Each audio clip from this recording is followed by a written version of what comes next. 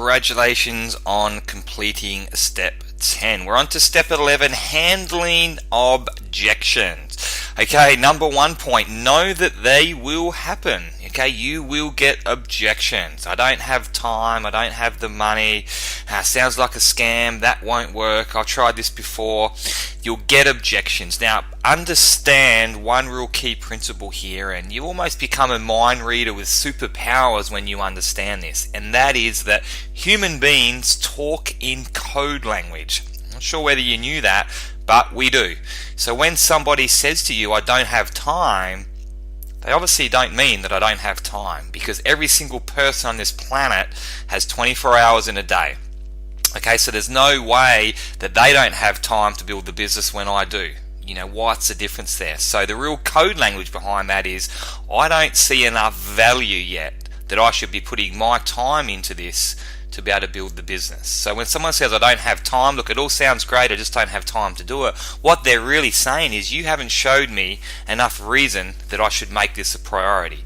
Because if people really see the value in it, if they see the vision in it, if they see what you see in it, they will find the time, they will make it a priority. Even if they've got family, another business, another job, you know, they will find time. The most successful people in networking are people that are busy, you know, that are already successful, you know, so they're the sort of people we're looking for. I don't have the money. Well, then they need this more than anybody, right? So, you know, $200 to get started in the business, everyone can find the money. Again, they'll find money for Foxtel, they'll find money for alcohol on the weekend, they'll find money for lots of different things. So again, they're just saying, you haven't shown me enough value, enough excitement, enough reason for me on payday to put $200 of my money into starting up this business. So understand that people will talk in code language, okay, and sometimes they don't even know that they're doing it. Okay, we think of it as excuses or not good reasons, but you never want to let somebody not join your business because of one of these objections. Okay, if it's just not the right time in their life, or if they're just not the right kind of person for this, that's okay. There's not much you can do about that. But don't let somebody not join because they say, I don't have time, I don't have money, that won't work. You know, there's lots of different ways that we can answer these objections to make them go, wow, you know, that's a good point, that's true. So they're really going to have to come back with a much better reason to not join you, and hopefully they can say, you know what, I'm just not right for this, or it's not the right time for me. Okay, they're often questions in disguises, and they might actually be a sign of someone that's really interested, but they're just really testing you out. So if they say, oh look, you know, I've tried these things before, that sort of compensation plan, there's no money in it. Okay, and a rookie person that doesn't know how to answer that objection, that doesn't have the knowledge, might be really put off and say, oh, okay, well, thanks for coming. You've lost somebody. They might actually be so excited about the opportunity inside, they're just looking for the right leader to join with. So if you come back and say, look, I totally know where you're coming from, I wasn't sure in the beginning either, but what I found was this is one of the most lucrative compensation plans in the industry. Let me give you some examples. If you understand the compensation plan, which is our previous points, if you understand how to answer these objections, then that person will be saying, wow, you know, this person really knows what they're talking about. That's all I wanted to hear, that they were knowledgeable, that they're a leader. I'm in, I'm joining. So sometimes they're just testing you to see whether you're the type of person that they want to join in. The number one way that I answer objections is by telling stories. Okay, never argue with the person. So if they say, look, that won't work, don't say, yes it will, no it won't, yes it will. Don't get in an argument with people. You're never going to win that one. You've lost them straight away. The best way to handle objections is to tell stories. And I always use the feel, felt, found. Okay, so if someone says to me, Aaron, that all looks fantastic, looks really good, I just don't have time for that. This is how I would answer that objection, by telling a story. I would start with feel.